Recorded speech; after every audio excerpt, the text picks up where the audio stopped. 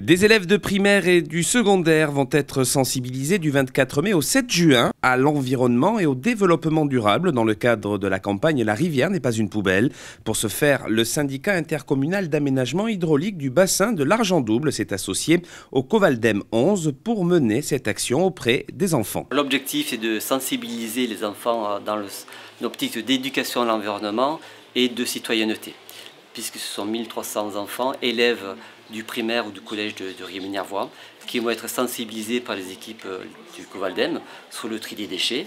Et ensuite, nous allons les emmener sur le bord du cours d'eau de l'Argent-Double pour des opérations de nettoyage en toute sécurité, pour les sensibiliser à leur environnement direct et concret, pour éviter qu'il y ait des dépôts d'ordures ménagères, de gravats, d'encombrants, qui ont un impact sur la qualité de l'eau, mais aussi en termes de risque d'inondation, puisque tous ces déchets peuvent être des obstacles futurs en cas de crue et qui peuvent causer des dégâts, fragilisation de berges et inondation des communes. Du côté du Covaldem, des ambassadrices du développement durable vont aller à la rencontre des scolaires. Au Covaldem, ce qu'on appelle des ambassadeurs de tri, c'est-à-dire des personnes qui sont censées diffuser la bonne parole.